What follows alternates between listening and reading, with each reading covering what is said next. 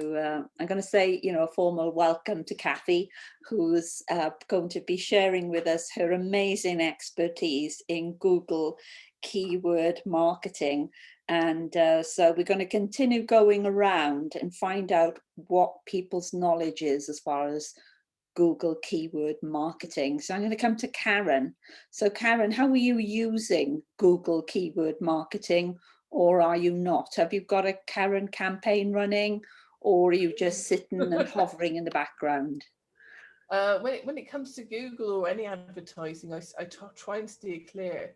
With Facebook, I kind of learned that the more money you give them, the less that they will give you.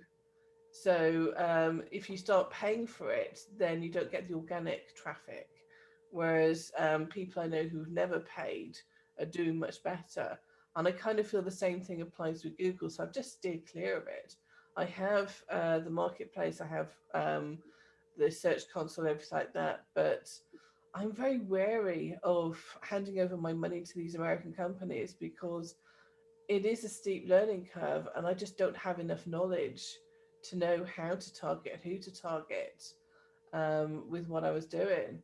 So I've just stayed very, very clear because my market is all over the place, not geographically based. So I would hate to spend an awful lot of money on it and as you say, get no return. And it's just not clear about it, even with Facebook. I've never got the return on the investment from them. So I'm just very wary of it. And it's quite interesting at the moment, whereas before we would have people visiting us and we could pick a geographic reach, whereas now, because everything's online, our audience is all over the world. As you say, it's no longer a local audience. So yeah, that's stretching our minds, really. I think these days, it depends on your business. If you've got a shop that's based in a physical geographic location, then that's one thing. But sorry, Izzy.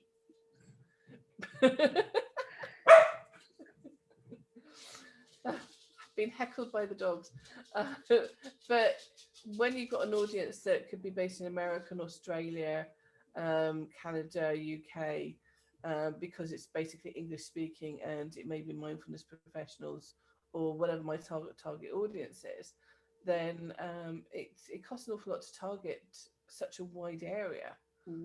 Whereas what I found with my business is people find me by word of mouth and they know me from what I do from word of mouth. So that's more effective for me than trying it online. So I'm more now about networking and getting to know people and building relationships than actually spending money on advertising. Okay, lovely. Okay, thank you. I'm going to come to you then, Debbie. So I'd like to know, Debbie, what do you know about Google keyword marketing? Are you using it? Have you got a campaign running? Have you ever tried it? What's your experience of it?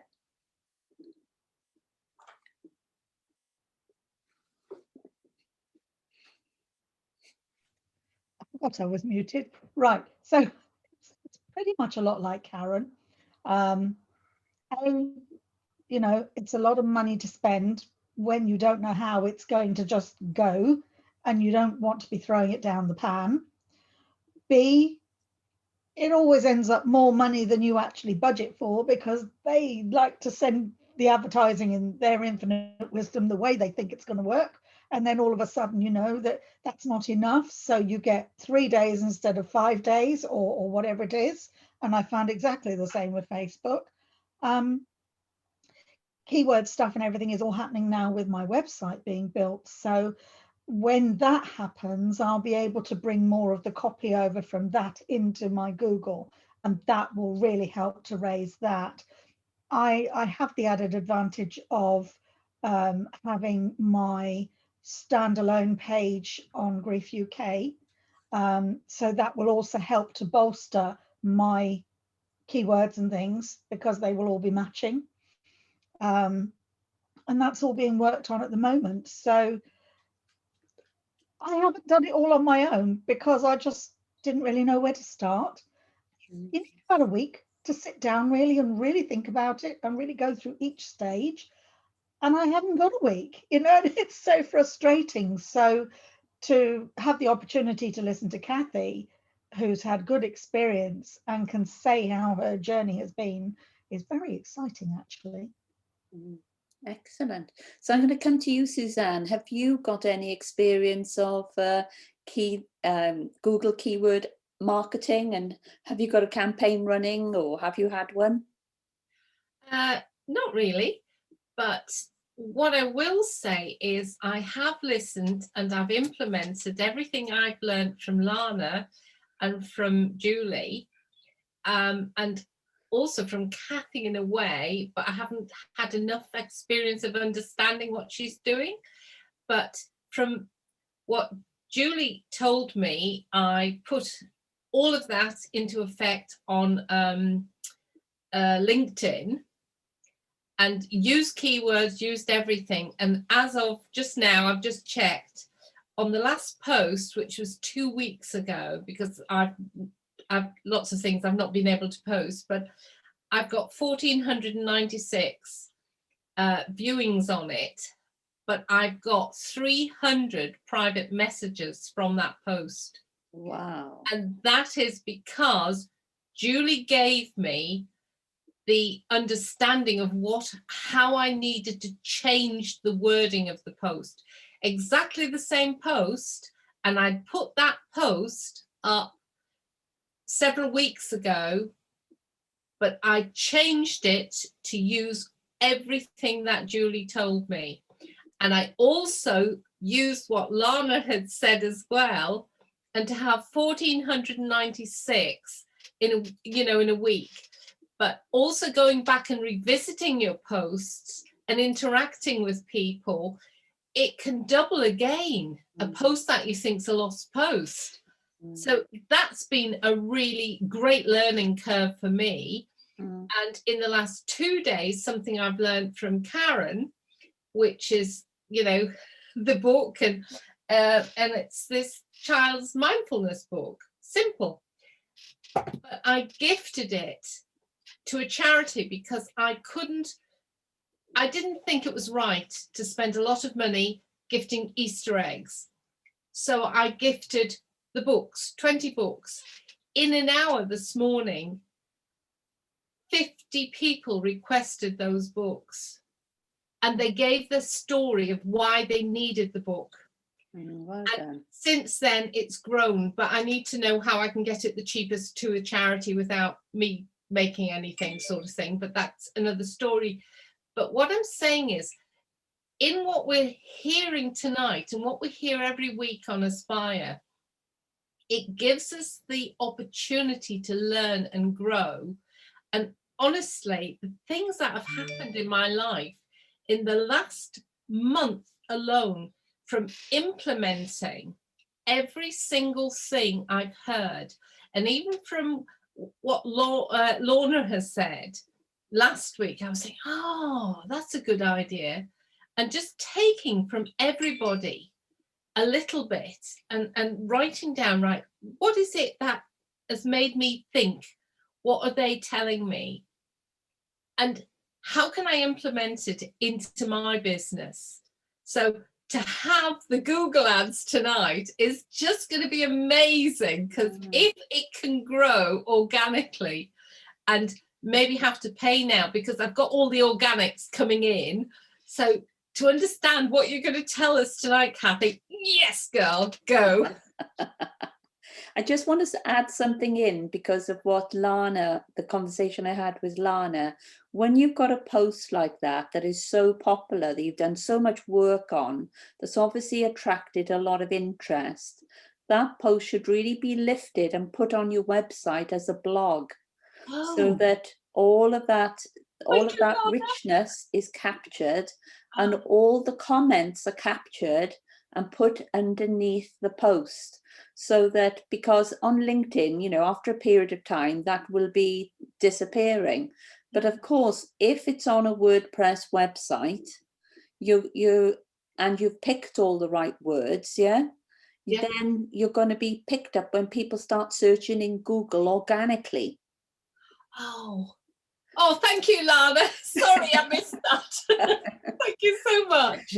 Yeah, so that is something where, you know, because we're working our pod and using LinkedIn in order to support one another and get our posts ranked higher, it's remembering, you know, that we can take the post then from LinkedIn onto our website and use then as a blog. Because whilst it's there as a blog as well, we're more likely to remaster that content, yeah, rather than it sitting blindly within LinkedIn, yeah. So it's just something we obviously as a group we're going to tackle, and I think Kathy's going to do us another session on LinkedIn and see if we can do a double tag act with Julie and Kathy, you know, giving us support from LinkedIn. And then perhaps we can have a threesome and bring in Lana and saying, okay, we've done that on LinkedIn, now let's suck it over to a blog, yeah? I was just going to tell you that I had my sex toy in when you said a threesome, then I realised that we were being recorded. I'm not showing you the sex toy that I've got. But it's capturing this richness, isn't it? I'm not going into Suzanne's sex toys. I'm going to move over to Lorna for some more sedate conversation, yeah? So Lorna, have you run a marketing campaign using Google AdWords?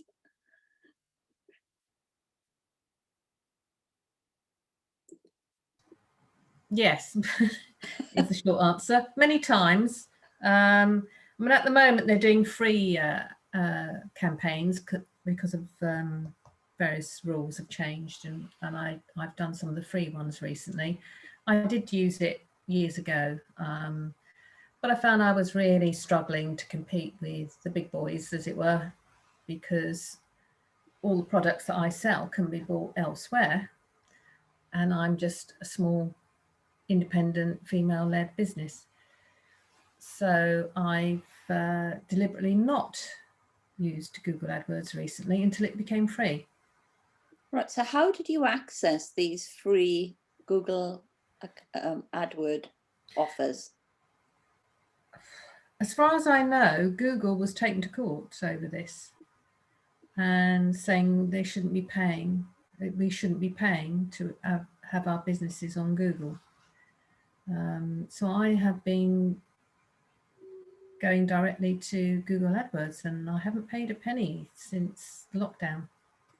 Wow, that's a great tip for everyone. So run us through again what we need to do. Go directly to Google AdWords and pick up the free offer. You're not talking to an expert here. I have a Google AdWords account because I've used it before, and I just went back on there and I set up a campaign because I've done it before with help, I have to say, in the past. I just did a basic Google AdWords search for my top products that I sell, and I did that in the summer. It was in the first lockdown. So I haven't done anything since. I didn't feel it was that successful, to be fair. I don't find Google AdWords particularly good for me, as I said, because I'm trying to compete with people who've got a lot of money behind them. So Debenhams, Chiropody, some of the big companies, Varnick Direct, because I sell Varnick footwear. So I've tried also Facebook advertising, and that's been a disaster. Waste of money for me. Right, thank you. So coming over to Beth, have you done any keyword advertising using Google? No, I'm in camp clueless with you, Cheryl. I never tried to do any of this. I've always relied on referrals and word of mouth for finding clients rather than actively advertising through any of these channels. Right, okay, thank you, Beth. And Beth is almost like our queen of LinkedIn. She does amazing LinkedIn posts. She's always inspiring me with her content. Love it. And what's more, you can tell Beth is a relationship marketeer because she keeps an eye on certain free articles that are published. And I'm forever getting from Beth, oh, I think you would be interested in this. So, you know, there are so many women you're working with might be interested in that. So, you know, you can tell that Beth focuses on relationship marketing, and I think we could all learn from that as well. So thank you, Beth. Coming over to you, Barbara. Are you doing any Google AdWord marketing at the moment? Absolutely not. I'm like you guys, it just scares me. I don't know where to go with it. I tried looking for, I know this is slightly off topic, but I tried looking for some testimonials for a certain company, and I just got totally lost. I couldn't find anything, couldn't navigate through it. So I'm very, very green on Google. Yeah, So you know, I'm really when I looking forward first set up to- I Am Woman, we did loads and loads of blogging and putting it out just to sort of raise the rankings, and shows how clueless we were. I even found Debbie Richins as an administrator on my old I Am Woman account. I think I let anyone just jump on the website, and if they had a clue about WordPress, I would say, come on in, you know, and leave an article on there. So Debbie's even an administrator still on the website. And I can remember one day I had a young girl, she was on like one of these not, you know, like a day release thing from university. And I said, yes, just load all the photographs up on the website. We actually took out the whole server. And I don't know how many websites we took out when we took out the server, because I think she loaded up, she was very good, she loaded up something like 3,500 photographs in one day and took out a whole server. We were clueless. We just thought, you know, just keep pushing it up on the website, you know, it's going to make us even more popular. So yeah, I'm very enthusiastic, but sometimes, you know, very enthusiastic doing all the wrong stuff. So over to you, Julie. What's your experience of Google keyword advertising? Well, I must say, after last week's I Am Woman, where we had Lana, I definitely learned a lot from there. I haven't implemented any of it yet, and I don't feel I know enough. So I'm looking forward to Kathy's lessons tonight. I do have to go again. I'm sorry if I jump off early, but hopefully, Cheryl, if I can grab the link after, that'd be great. But I probably would say I wouldn't say clueless. I'd say I'm coachable on learning more. That's good, isn't it? Not clueless. Coachable. No, I never say I'm clueless. I think I'm coachable, but I am pretty clueless, but I'm very enthusiastically clueless. So, Kathy, you know where we're all at now. So I'm going to make you host, darling. Okay. And you're going to take us on a tour of a PowerPoint presentation you've prepared for us. So over to you, Kathy. Thank you so much. Can we introduce Kathy? Come on, Kathy, come on down. Okay. Can you see this? Yes. Hey! Right. Okay. So first of all, I'm not an expert in this, but I've got quite a lot of experience, and you're going to have the benefit of all my monumental mistakes that I've made. Hopefully you won't do the same things.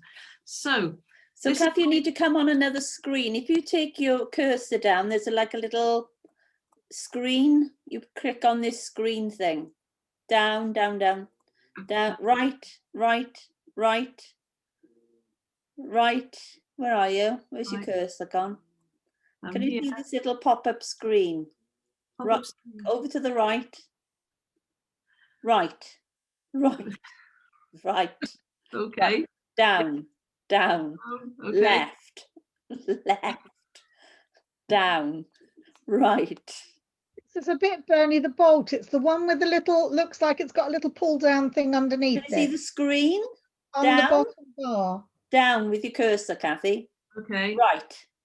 Oh, note. Right. Okay. There.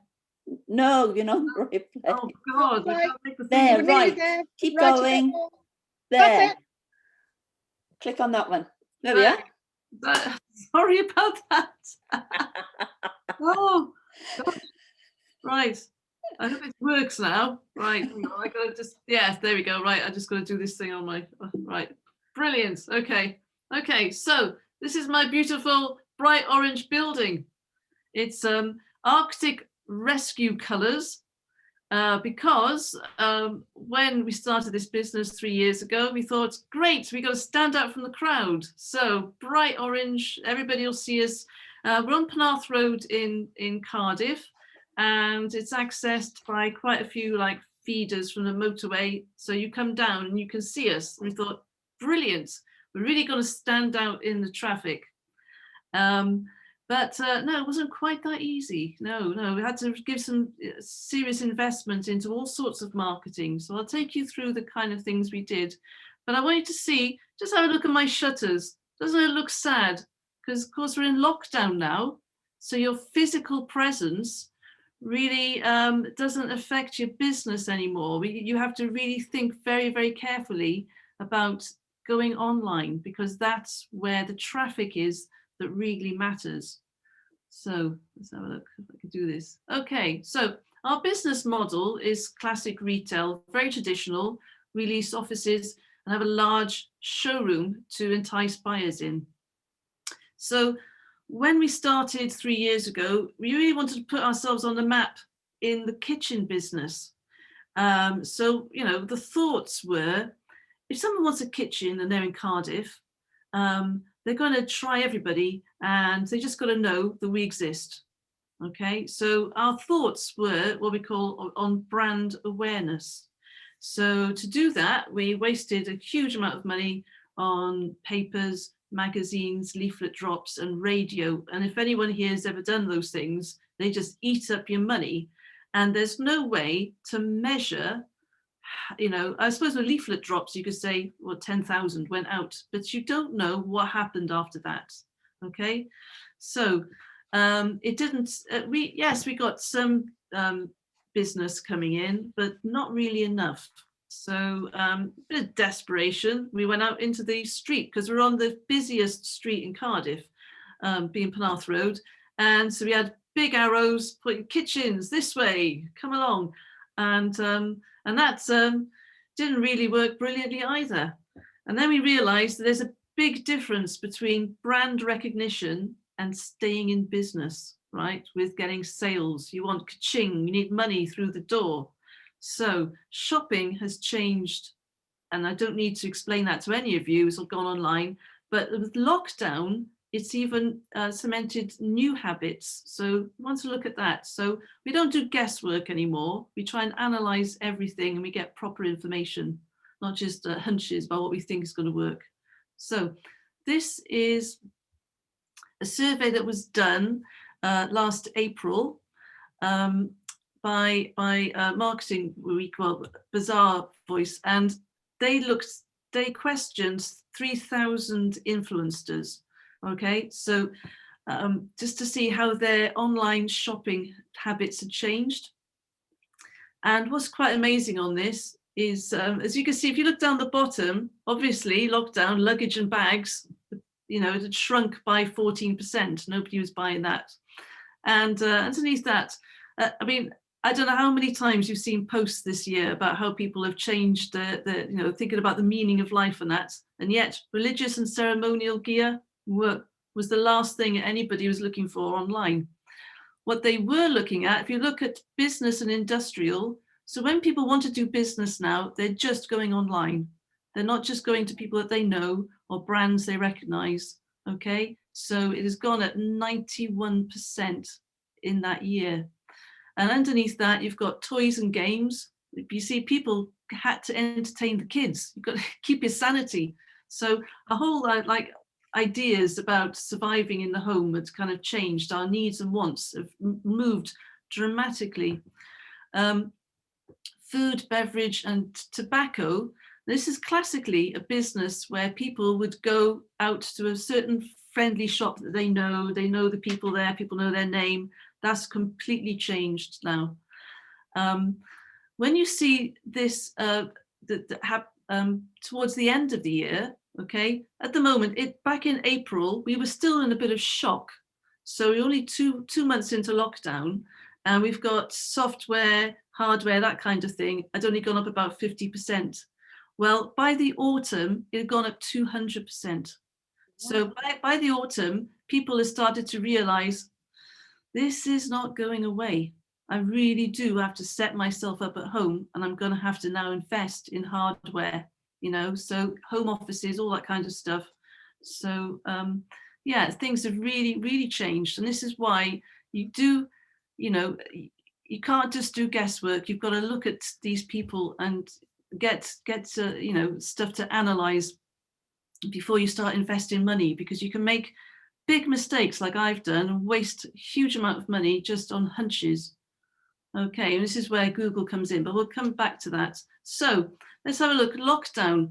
Page views went up 75% in March. So just in that first month, went up dramatically, and 95% again in April. And it's been going up and up and up. So what happens now when people are buying, okay, because they're going online, they are starting to ask questions online, okay, and then they leave reviews online.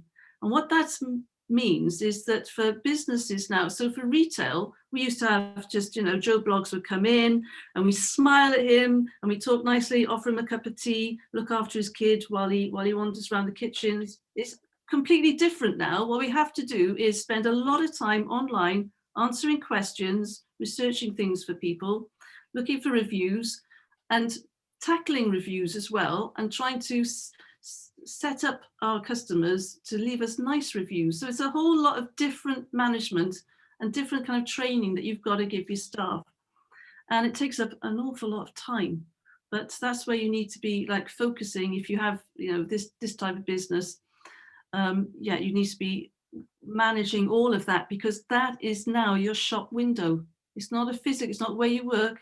It is, everything is online, and you can't hide anything online either. It's all there.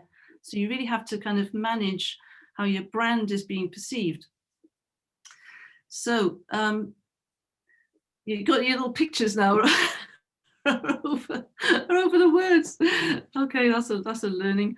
Okay, so let's get on to the next bit. Yeah, so nowadays you have to be very, very careful. The way to get seen is to answer customer needs. So before the pandemic, right, people were shopping on quality and then price, and after that, brand. But now they're mainly focused on availability. That's their main thing, okay? And then comes price and then quality. So they really need to know that you're local and available, and not necessarily local, but that you can get things to them the next day. That's what they want. And interestingly, by the autumn, still only 30% said that they were able to get everything they need quite easily. So that's still a customer problem. And business is all about answering customer problems. So the thing to get you noticed right now is convenience and making sure that customers are being heard. Okay, so then we get good reviews, and from good reviews is the kind of the lifeblood of your business. Good reviews means repeat business, and that's what we do now. You know, I don't know how many times my daughter told me before, "Mum, why did you get that crap? You should have looked at the reviews." And now I do, you know. So there we go. Good reviews gets you good referrals, and that's what you want. You want repeat business. Okay, so if you're not at the top of Google or Bing, you're basically not anywhere. Okay, so the kind of, before we were trying to get people in off the streets and word of mouth and all of this, now it's completely different. We realize that if we're not getting this kind of traffic online, we're not getting any traffic. So back in 1998, there were 3.5 million searches on Google. 2 years later, it was 60 million. And 2018, well, it's just, you know, there's 6 billion there. So you cannot really hope to be found just naturally floating there to the top of the search engine. It's a real bun fight. It's a jungle on Google to get seen. So for us, for our type of business anyway, we have to invest in getting up to the top of that search engine. So this is our shop window, and we've decided to focus on accessible kitchens, but I'll come back to why we did that. Once you start analysing the figures, you can see where you've got to go with your business. So how do you do it? It's very easy and free. So if you go on ads.google.com, and by the way, I've written a huge article on this, which I'm going to be forwarding to everybody. So don't worry about writing everything down. Okay, I'm going to send it to you afterwards. Okay, so create a free Google AdWord account. Okay, and then you design a campaign and then pause the account. So even if it's asking you, don't get worried when it says put your bank details in here. We're going to, they're not going to charge you, because you can do the whole campaign with them and then just pause it. So you're getting the benefit of their expertise without having to pay. So and if you go into expert mode, you can have a look at the keyword search tools, which are brilliant. So that takes all the guesswork out, and it gives you an idea of what it's going to cost you, and then you can also set your spending limit, so you can be quite confident. So if you just say I'm going to spend £100 a month, it's not going to go over that. You can set it and be quite confident about that. So they've also got ad extensions, so you can improve the performance by adding like call outs, like saying, we do free delivery, or customer service is 24 hours. Whatever it is you want to push, you can put these extra extensions on, and they're free. You just design them in the campaign there. For us, what we really want is for people to book a survey, so that we can go out and measure up their kitchens. That's what we need. But for every obviously business, it's going to be something different. Okay. So this is the kind of search that will show up. So kitchens is a massive industry, and we're only little tiny babies in it with very, very little money to spend. So we had to think very, very, very carefully. So when we started, we just dipped our toe in with £10 a day budget. So this is a very interesting tool, because we can see if we just decided to chuck that £10 a day at Kitchens Cardiff, well, while there's 720 searches there, we were going to be basically like taking a butter knife to a gunfight, fighting with all the big competition. Like you were saying earlier, there's a lot, like Lorna was saying, there's a lot of people with a lot of money out there, and you're trying to compete against them. So we had to look at, what do we do that's different to everybody else in the kitchen business? What is special and unique about what we do? And we're very, very keen on accessible, adaptive living, and we have a certain expertise in that, which nobody else seems to be valuing. So we thought, right, it's £10 a click just to be Kitchens Cardiff. So we'd only get one click a day, and whoever would click on that, they're looking at all sorts of kitchens, and very unlikely to get a lead from that. So we decided for £2 a click, we'd go with accessible kitchens. And also, when we thought about it, our margins are higher, so we make more profit on our specialities. Yeah. So that really focused our minds on, because when you think about every click that somebody randomly puts into a computer, and that's your money that's being flushed down the drain, it makes you think very, very carefully about who you are as a business. What do you offer that is different to everyone else? Why should they come to you? It's not enough to say, oh, we're really good at customer service. Everybody is, yeah, otherwise we wouldn't be in business. You've got to really think about, what do I do that's completely different? So Lorna, with your shoes, I'd be thinking, what special service do I do that the big boys wouldn't be bothered with? So something personal that you can offer, like some kind of report maybe, or I don't know the shoe business, but if you do like a measuring tool or something like that, yeah, I don't know. We'll have a chat about it afterwards, put our heads together and see what you can do. But you have to come out of the sea of sameness and be something very special and different. Okay. Okay, so there's lots of key points. There's all on your notes I'm going to be sending you, so I'm not going to bore you with all these things. But what you've got to be is, as I was saying, be very, very clear, because you've got very little amount of money, compared to big brands. And so you want to be very, very strict, and you don't want to let people down. So we've gone more towards luxury side and accessible kitchens, so that we're not busy fools, okay? Because we do those better than our competition.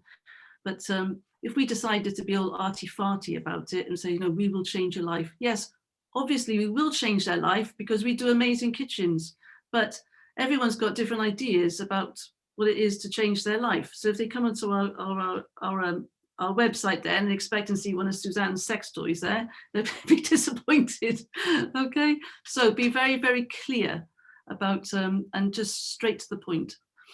Yeah, be relevant. You've got to solve your customers' needs. So, you know, we're in South Wales. It doesn't really pay us to go up to London or up to Edinburgh. So there's no point us advertising up there. So we are very, very, very careful that we're location specific. So we're not wasting any marketing budget on that. Okay, and make the transition, the whole journey of the customer seamless. So make sure that all your branding matches on your landing pages, your website and your ads. Okay, yeah, and then you've obviously got to get Google approval, which, you know, you want that anyway. You know, you want to be professional, and make sure as well that most searches now are done on mobile phones. So make sure that your website and your ads are totally suited to that. Let's see how they show up. So there you go. So if you're on your computer, we'll show up like this, okay? But if you're on your phone, we'll show up like this. And it's very clear call to actions here. So we want you to call us, and over here, we want you to just send us any information. But we got quite a few call to actions there, which I'll come to in a minute. Right. The other interesting thing that Google offers you, and it's all free, is this trend analyzers. Now, this is kitchens in Cardiff. And what's really annoying about this, okay, for someone who's trying to decide how to spend their money all year, is that you can see there's no discernible pattern. So, you know, it spikes all the time and randomly. Every day of the week is completely different. Although we did find for some reason Wednesdays are quite good, but that's about the only pattern we could discern. So I have to make sure that we're spending as much money as we can every month, just in case somebody does a random search. But if you're an accountant, what you would find was that it was quite flat all year. And in December and January, it would spike, because everybody's got to get their self-assessment returns in by January. And so they get to start panicking in December when they're getting their reminders from HMRC, and then they're looking for someone to do it for them. So if I was an accountant, I would be basically saving all my money for December and making myself known out there on Google. But it'd be different for everybody. So put your stuff in here and see how it works for you. You may save yourself an awful lot of money. Okay, so this is your classic sales funnel. So at the top, you've got impressions. So an impression is any time that anyone has seen you on any media. So if they hear you on the radio, or if they see you, you know, on the television or something, then it's an impression. Now, impressions are great. It's wonderful. It's great for brand awareness. But as I said before, it's not putting money in your pocket, okay? So what we need clicks, we need visitors going to our website. And for us then, we need people ringing up and booking a survey. And then we can close them with the sales. So this is our funnel. Okay, so we've got about 257 different types of adverts out there. And the great thing about when you go in and design your campaign, Google will they will design your adverts, because what it is, you put in your website and then it looks at your website. And I think Cheryl was saying before, you've got to be really careful about what's on your website, because it will take bits of info and it'll make it'll just automatically make these. So you can go with that, or you can tweak them yourself. But yeah, it's really good in that you can very quickly get a campaign going. Now, have a look at these two different web ads. This one, okay, here, we've got almost 7,000 impressions. And of those 7,000, almost 400 people clicked. So our click-through rate was 5.46%. And on this side, okay, this advert did 977 impressions and 57 clicks. So it's got like a 5.8% click-through. So which one would you think was most successful? You might think that it was the one with a high click-through rate.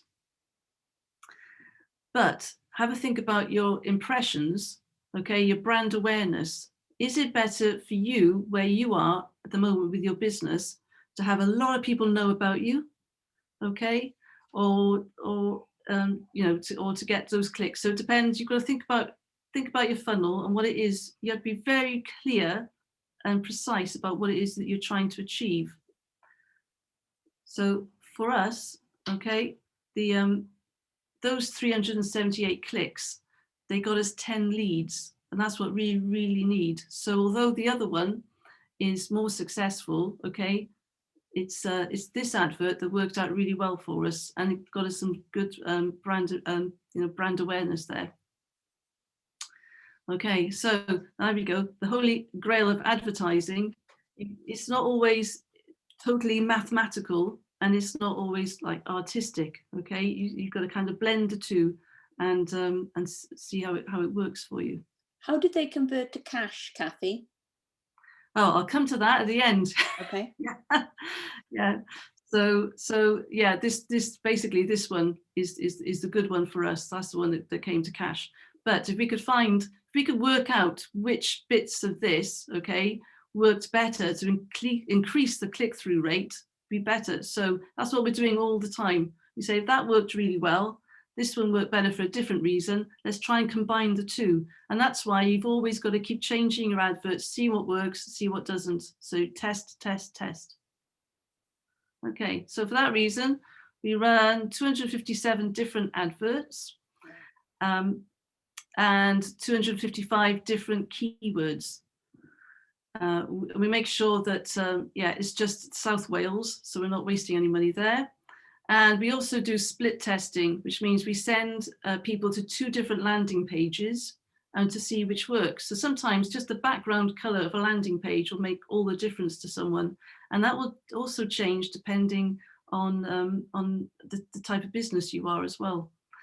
So we do retargeting as well. Now, if you're not sure what that is, if you've ever been on a website and then you go onto another website and then you're looking at different things, and somehow that company that you looked at maybe 2 days ago, whatever, still keeps popping up there on the corner of your screen, like a little ghost that's haunting you, that's retargeting.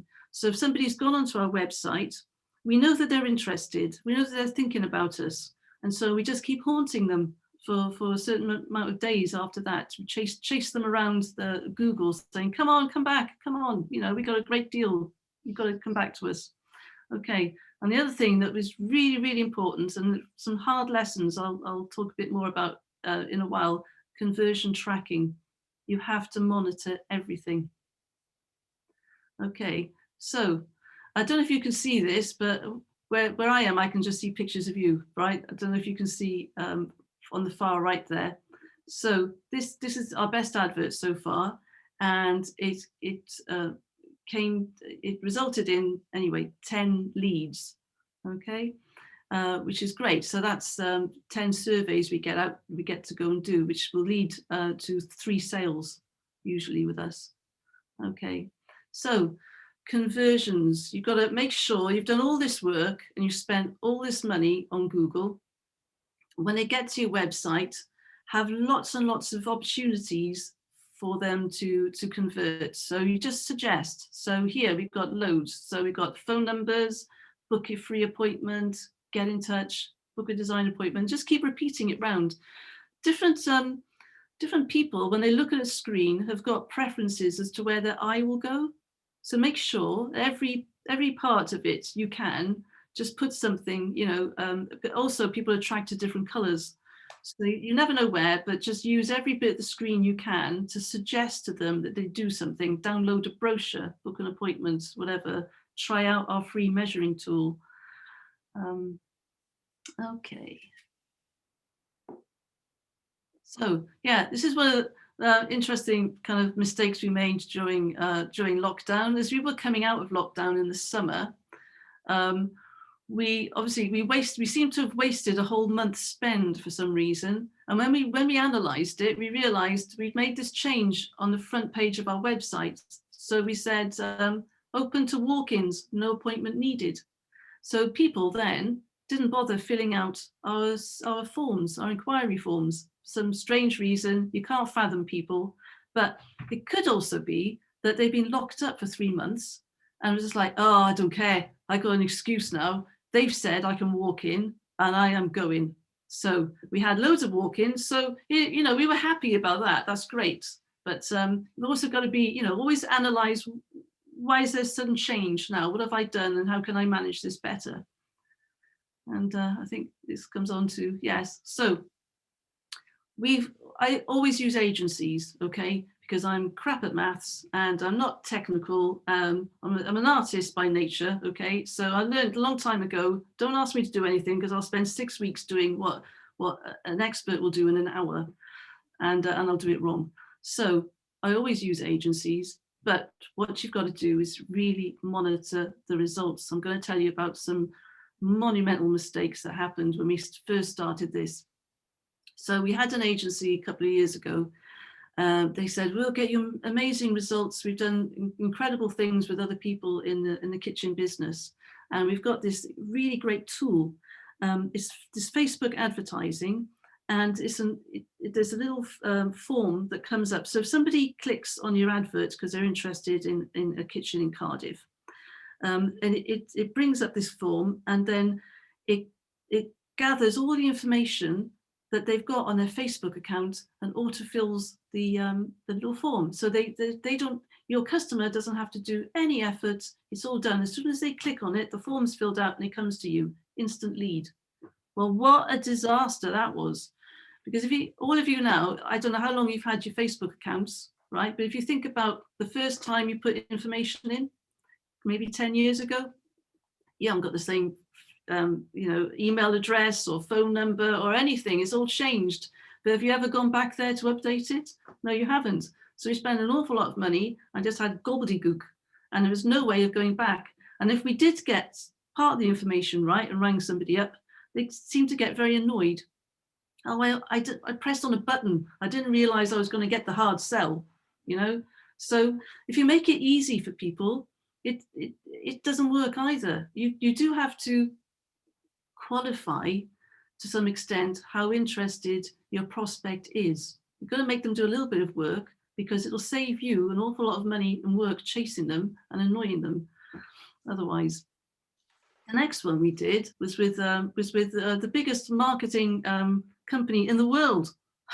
So you think they know what they were doing, and they just basically they must have had just a huge team of people who didn't care that much about our business, but they're the experts, so you let them do it. And they basically just used all the standard keywords for kitchens. And of course, if anybody thinks about kitchen, you think, oh, appliances are in there. And oh my God, they just flushed £3,000 a month down the toilet advertising appliances, when really we're not an appliance centre. And how can we compete with Comet and the likes? You know, what a disaster that was.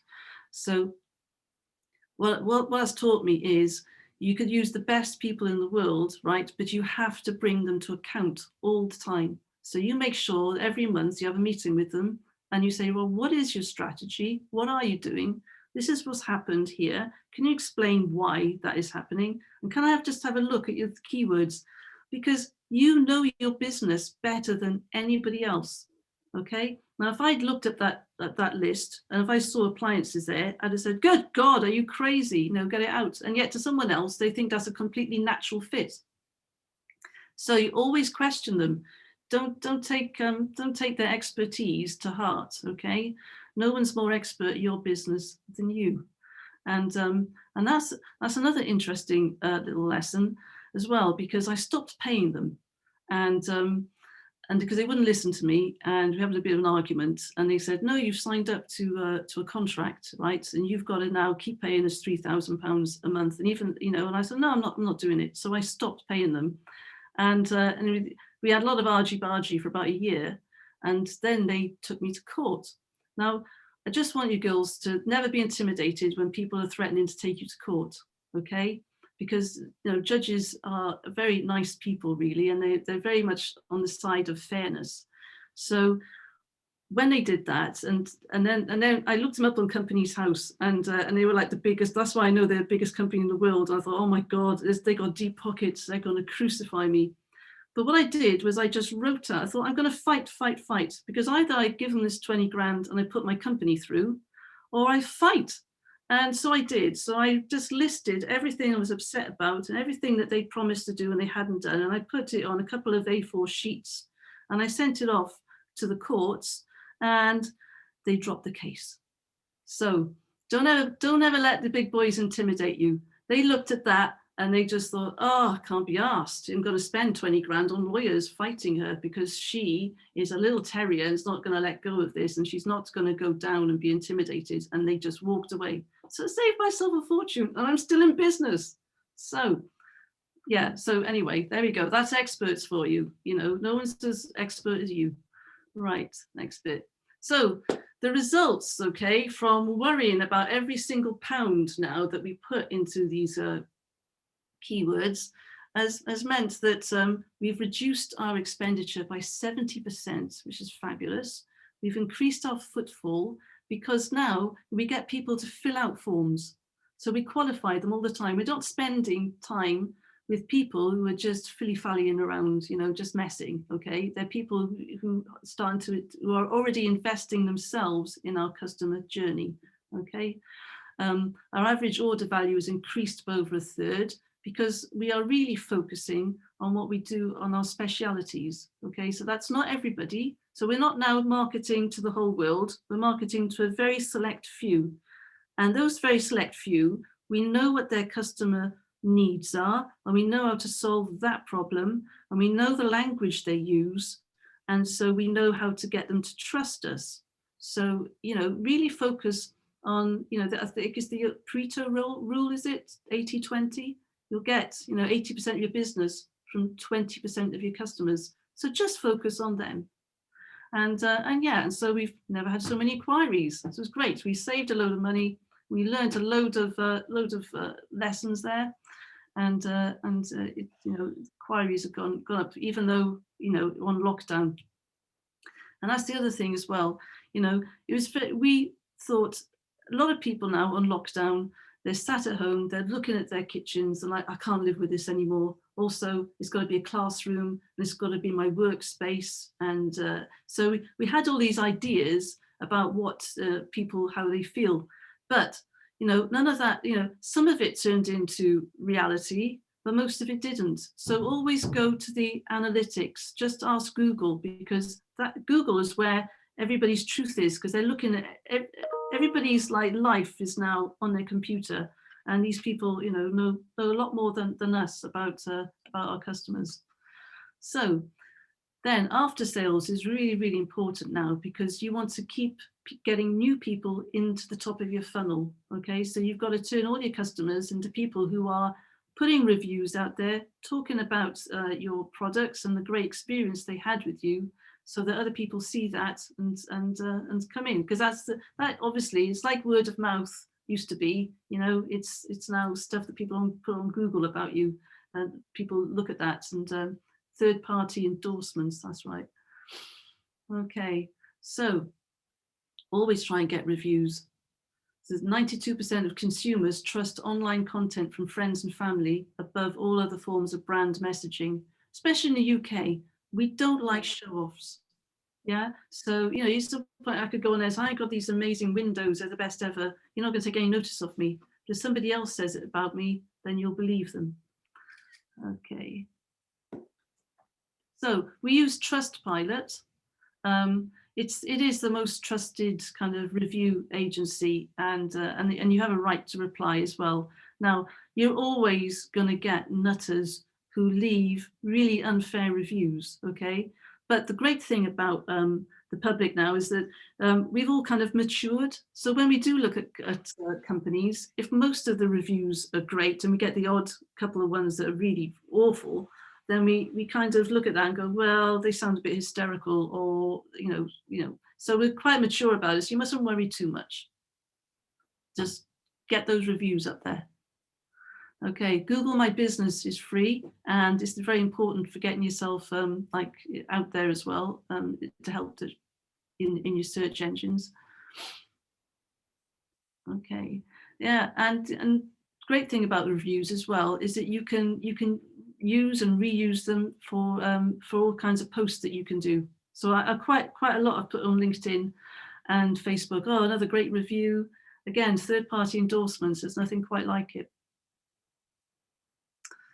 Okay, so of those 10 leads that we got from that advert with the 7,000 impressions, okay, we typically convert about 3+ a month.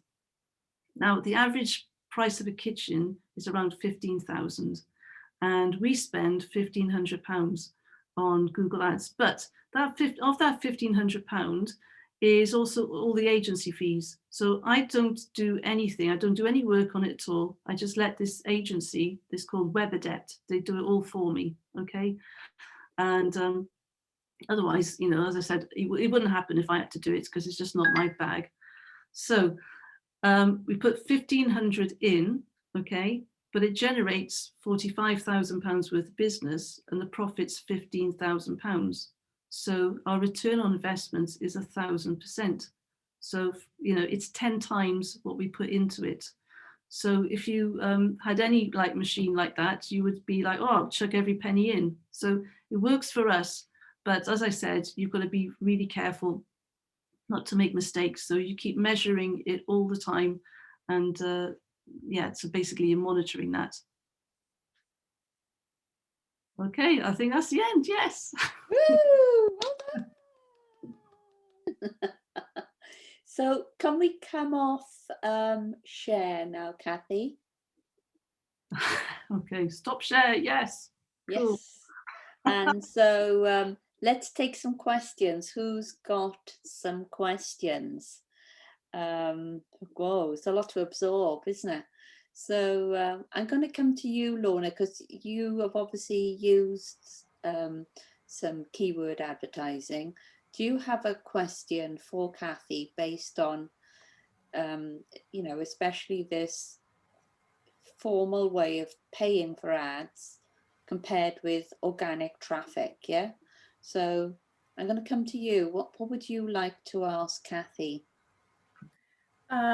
You're using an agency to do these Google AdWords, and I have used an agency before, and they really do not understand my business at all. I've used them on 2 or 3 occasions over the years, and I have really, well, I'm very jaded. I'm not convinced an agency can do the job that I need.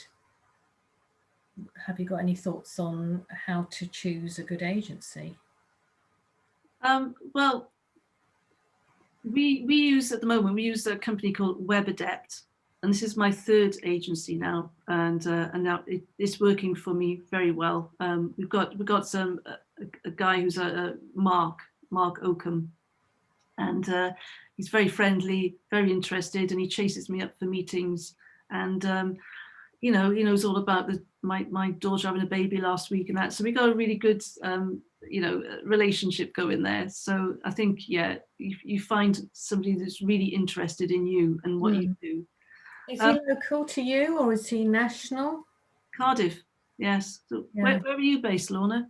I'm in Lymington in Hampshire. Right. I don't think it really matters where they are. So I think, you know, because they can work anywhere. Yeah. I can give you his details, but I think why is it that you got into your business? Why do I now sell online? Because I don't want to be working in clinic, because it's very physical, and I'm in my 60s. So All right. I don't want to be doing a very physical job, but I still can't withdraw my pension until I'm 67. Okay. And I actually enjoy it. I enjoy the retail. I enjoy the selling. I've been very successful selling face to face to my patients, and I kept sending them off to go and buy things. And I thought, hang on, why don't I stop the items here? So I started doing that, and it's just grown from there. And then everyone said, well, you've got to have a website that has a shop as well. So that's what I've been doing. But I have tried so many different, I'm very frustrated with it all. And I've got to the point where I just think I need to do it all myself, but I haven't got the expertise. But I have thrown a lot of money at this, and it's not paid off. Well, on your website, is there anywhere where you've got video of you talking that passionately about what you do? I have, and I also do that on Facebook. I do a weekly product of the week and a foot health tip. Oh, that's great. So yeah, I am indeed. Okay, well, that's good. You should spend.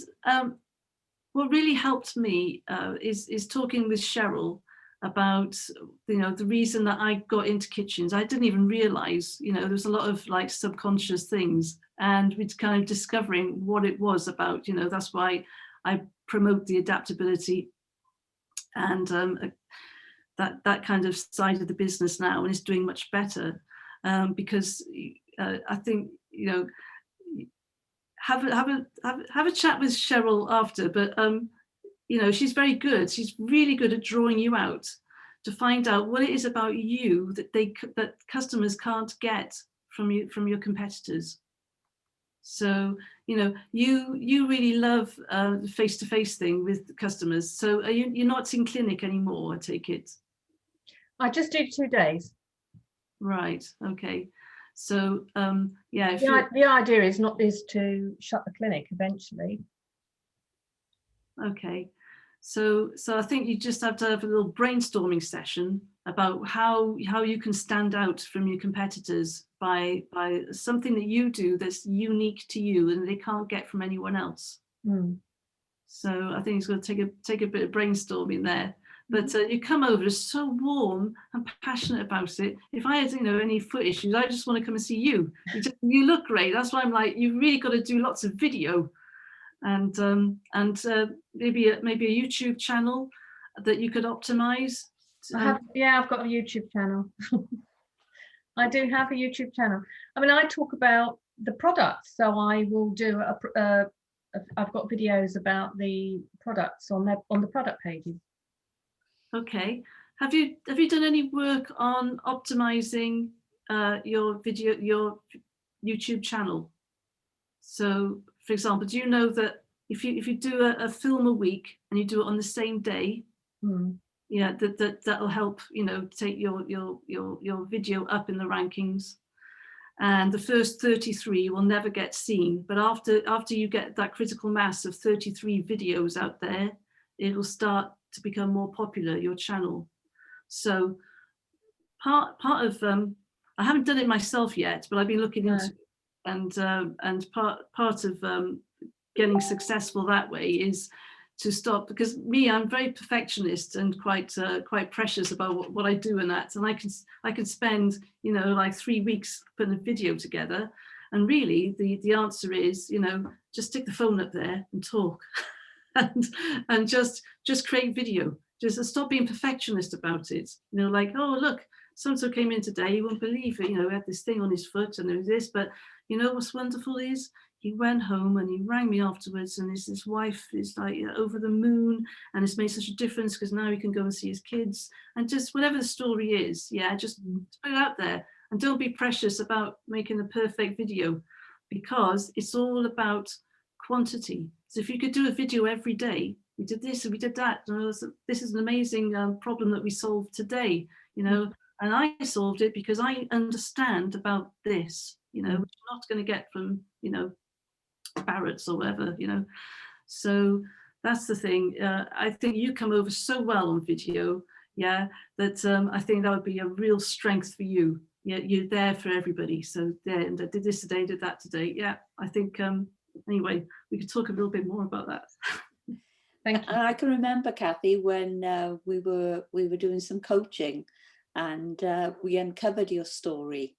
And as soon as we uncovered your story and you realized how powerful your story was, you went back to the kitchen bureau and worked with your sales guys for them to uncover their stories and how they could incorporate their stories when they were in front of customers and really share their stories of why, you know, your kitchens were so important in their lives. And I can remember you saying, you know, it sort of just turned them on all on when they realized they could share their story as part of selling.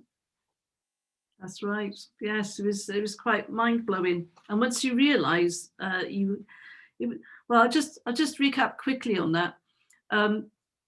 When I was little, basically I lived with my nan, and she had an old people's home. And I was forever, you know, when I was like 10, running around making endless cups of tea for people. And they weren't, I thought at 10 years old, they should be a bit more grateful to me, yeah? But they were quite nasty, cantankerous. And it's because I realized later in life, they're angry because they can't go and make the cup of tea themselves. They've lost who they are. They've lost their freedom. And then, you know, the kind of kitchens we do, it gives people back their freedom. Okay, I mean, they don't have to go and be put in a home. They can spend the rest of, you know, their retirement in their own home, doing their own things. If they want to get up at 4 o'clock in the morning and cook a meal, they don't have to get somebody to help them. And I really realized how how transformational that is for people. Gave me my zing back and my passion about it. And that's what gets sales. People, they get your story, and they understand that you understand them. Well, I'd like to thank Kathy for an extraordinary evening this evening. I think we've all taken some amazing giveaways. So could we put our hands together for Kathy? Because that was absolutely amazing. Thank you so much, Kathy. I'd like to do a round robin with everyone now to touch base with you to see what have you got out of this evening's presentation from Kathy, and what are you going to put to work straight away? What is it from what Kathy has said that you think, I can do that? So the big one for me, I'm just going to get the ball rolling, is realizing I can set up this free Google My Business and set up a campaign and pause it. Yeah. So yeah, so that's my takeaway. That's what I'm going to be doing. So I'm going to come to you, Debbie. What have you got out of this evening? What are you going to put into action?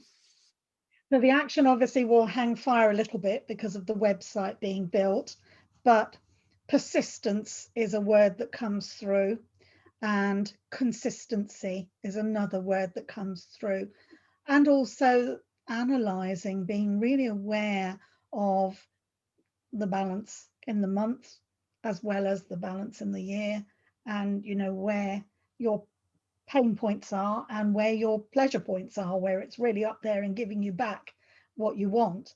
And I found that really, really interesting, because it's absolutely right. You know, accountants always have all their work in 2 months of the year, and then the rest of the year is a little bit potluck, and it's usually when people are starting up their businesses. So that for me is something that I need to be looking at and learning about, is where in the year my work is going to be really looked at and where it's going to be quieter, so that I can concentrate on working on the development when it's quieter and really whack it for all it's worth when it's busy. And also as a coach, having programs good to go that people can buy, so you can convert that interest into a sale. Absolutely that. Lovely. So over to you, Karen. So what have you got from this evening, and how are you going to put it to work? I think for me, one of the most interesting things was Kathy's website with all the calls to action, and the colours and the layout and structure of it, and the way you just having the screenshot of the top of the page, because that's what people see first before they scroll down. And I think an awful lot of my information is further down, so I need to put it above the fold. and put the freebies up there, put a video introducing myself rather than words and making it wordy, and just a bit more punchy. So, and then maybe look at Google advertising and the time of the year when people want to publish books afterwards. But I need to get my course done, I need to get my website sorted out, get the SEO sorted out, and look at making it much more effective as a tool to entice people in. And another key point that Kathy brought up there was it looks different on a mobile phone than on a desktop.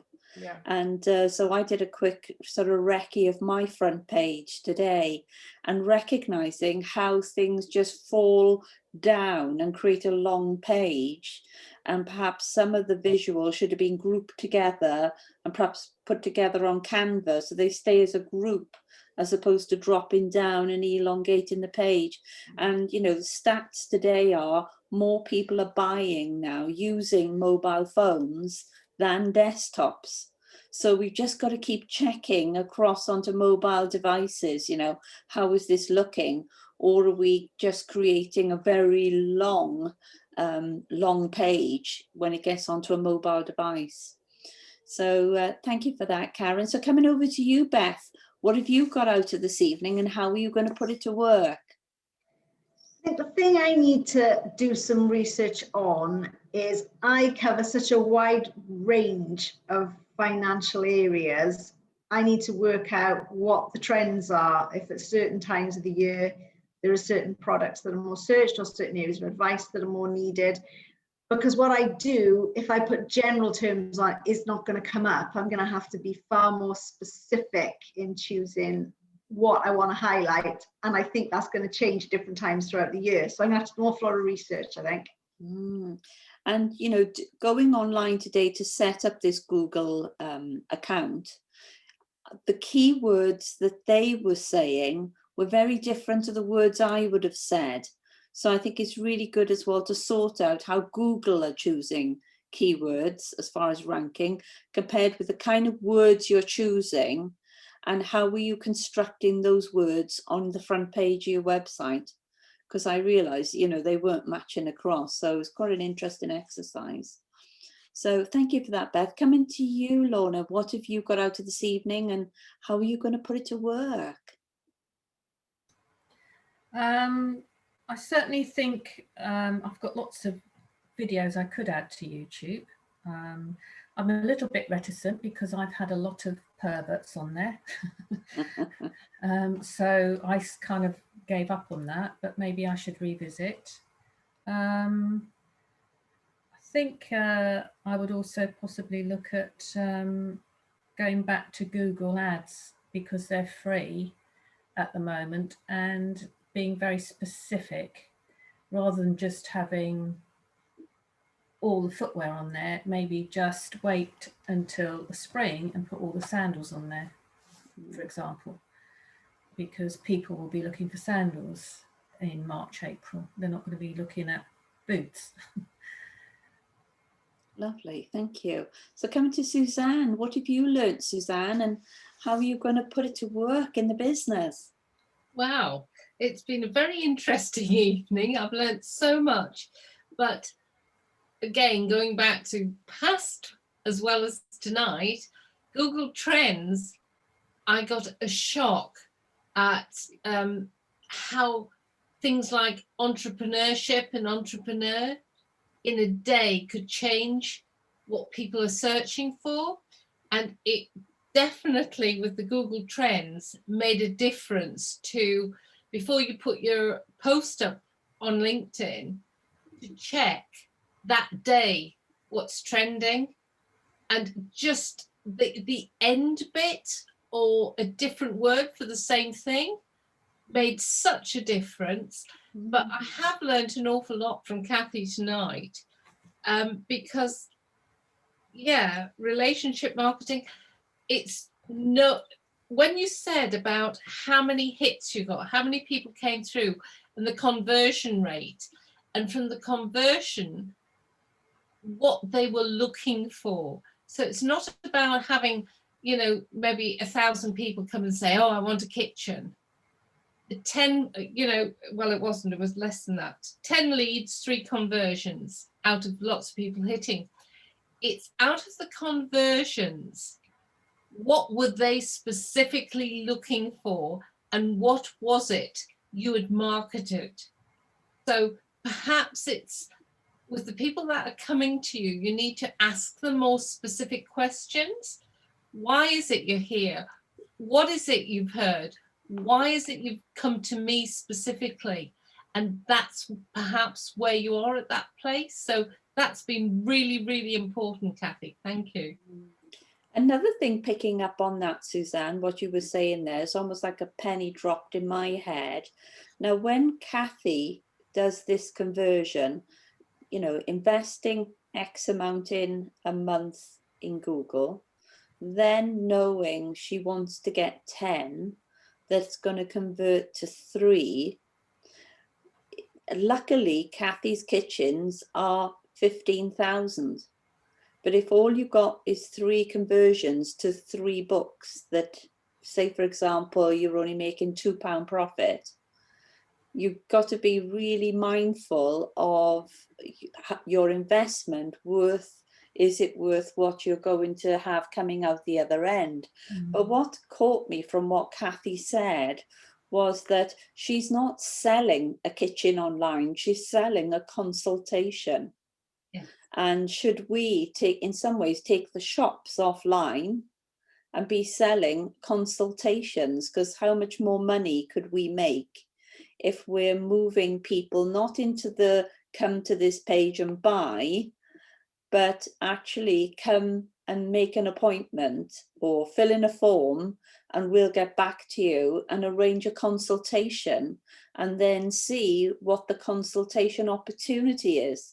Because it could mean the difference to Debbie, for example, of her selling a book or a whole mentoring program. Yeah. And it could be the same for Beth. Instead of perhaps a whatever, it could be when she starts having that consultation, it moves in quite a chunky piece of work. So perhaps we're trying to, in some ways, convert too soon, when we should actually be moving into more of a consultation like Kathy's doing with the kitchens. What would you like to say on that, Kathy, about this, knowing you're selling from 10 a consultation that shifts into 3 sales at 15,000? Yeah, we always said we've got a brilliant showroom. It's one of the top showrooms in UK, and we always knew that once we managed to get people over the threshold, they would be sold. It would do the work. But things changed now, so huge investment in the showroom. You know, you've got to have a showroom if you're in this business. But yeah, it's a definite kind of shift over to, okay, so what is it about that experience that we can communicate in a different way? And it is how you handle the customer. So understanding them, so you do your analytics, find out, you know, what, like, remember if I was saying that their needs have changed. Before they were looking for quality, and now they're looking for availability. Yeah. And how many of us during the last few dark months, you know, just said, oh, I just want to get so-and-so from so-and-so. I don't care who's selling it or whatever. I want it now and I want it tomorrow. So, you know, things change. So listening to people and understanding them, making them feel heard and valued. Okay. So it's, yeah, I suppose people want to be valued. They're stuck at home, and well, we used to, you know, love going to places and getting a red carpet. Yeah, so we go to a top hotel for a drink, or, you know, a date or something, or we go a little bit of a nice shopping experience to a lovely place. I remember, Cheryl, you took us, oh, where is that place up in Manchester? We had a lovely little shopping trip. We went, oh, anyway, but yeah, so that retail experience now is not there. So we have to create it in the way you look after people online. So there we go. Consultations. It's all about people meeting people in different ways. We run in tribes. we crave that human contact. So replace it, find ways for yourself or for your staff to really, you know, get on the phone. Don't be frightened about ringing them and talking about. Somebody was saying the other day that this company just rang them up out of the blue. Oh, that's right. It was a football stadium, and they've got a list of people who are football fans, and they just rang them up out of the blue and said, "How are you coping?" I said, "Well, what do you mean?" No, we just want to know how's your mental health now? How are you coping with lockdown? We just want to know about you, and is there anything that we can help you with? Is there anything you want to talk about? And they didn't try and sell them anything.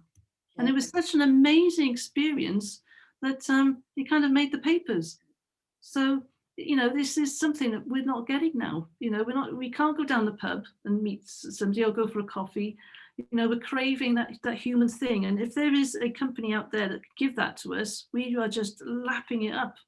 So, and that's why, Lorna, you know, if you could do something like that, if you could somehow bottle what you've got, what I've seen in you tonight, yeah, because I would love you to put my bunions in your hands, you know, so it'd be great. If you can offer that somehow where the other companies aren't doing that, to find a way to get all that passion you've got about feet and helping people and get it out there, you know, so give people this idea that that's what they're going to get with you. They get someone who really, really does care, you know, that they can keep walking into their, you know, till they die kind of thing. Yeah.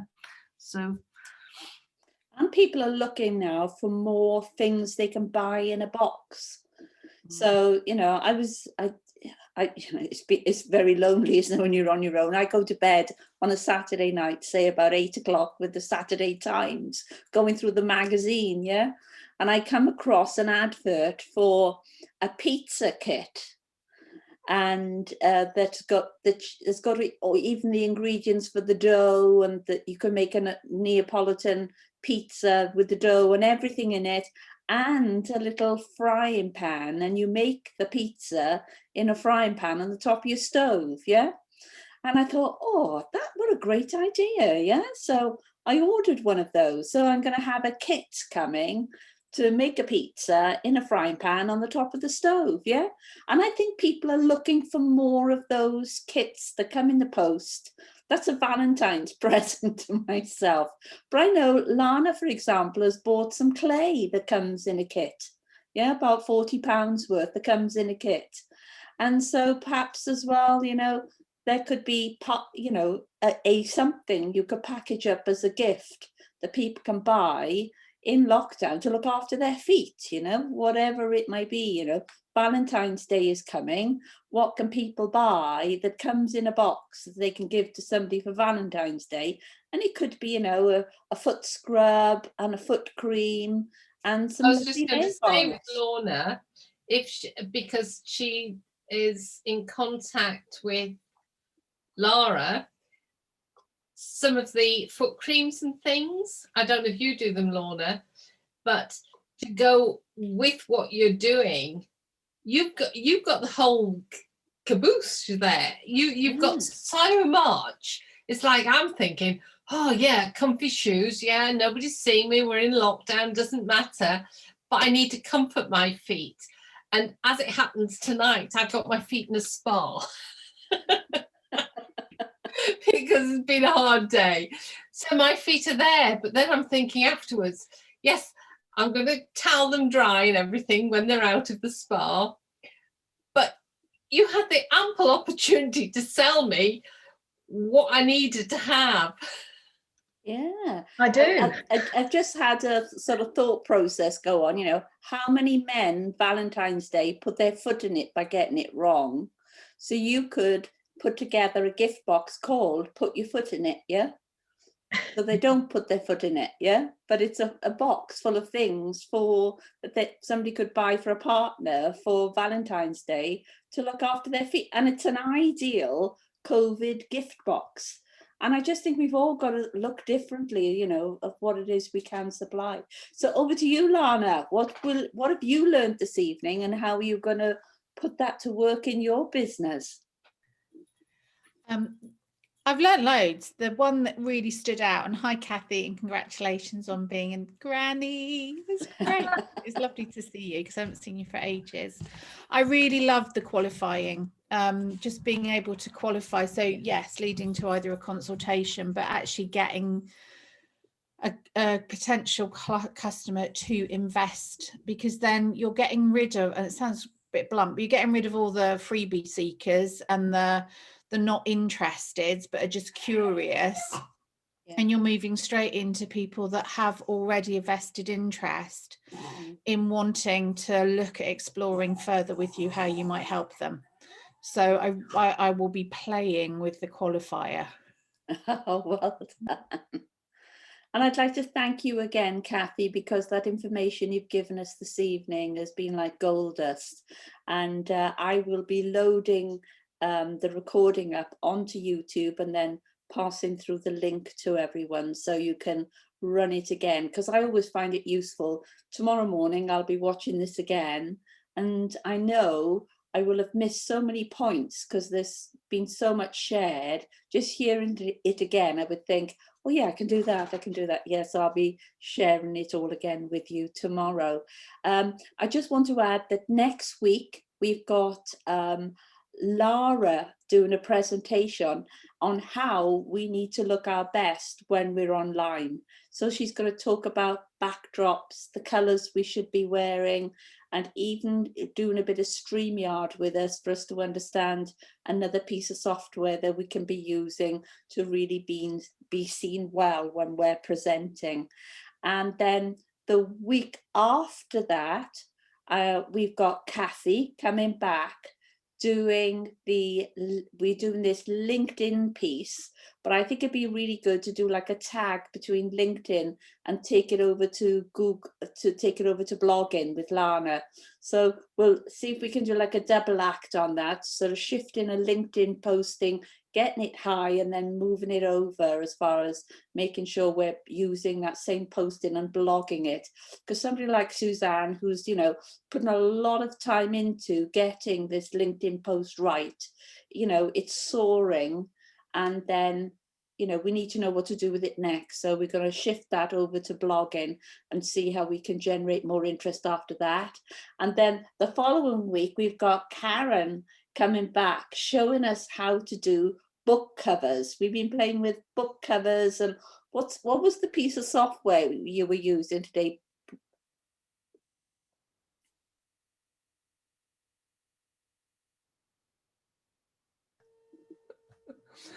We were just playing around with some marketing things. So I came across a tool called BookBrush, which is like Canva for authors, and it has this really cool thing where you've got the book either as a ebook on a tablet or the book itself, and it has this thing where you just have the frame of it and then put your book cover into it, and then you can create all these different marketing materials, marketing images for all the different platforms. So we had a bit of a hoot creating them this morning. So we're going to play with those with you, yeah? So we're going to have some fun, because you might have like, you know, like Beth, you have perhaps top tips in like a leaflet. You can transfer that using this software piece. And it looks like a totally professional launch of an anything or an advert. So so it'll be quite a creative evening, using lots of visuals, using photographs, and so you'll have some really creative launch materials and marketing materials as well. So I understand time is ticking. We're in 1938 and I'm running over. So I just want to thank Kathy again. Can we give Kathy a round of applause, because you were awesome, Kathy. Thank you so much, Kathy. And we'll see everyone back here 6 o'clock next Tuesday evening. And as I said, we've got Lana doing the how we can look our best to impress when we're online. So I look forward to seeing you all then. And take care, everyone, and look after yourselves. And you know where I am if you want to touch base with us. So thank you, everyone, and good night. Bye-bye. Bye-bye.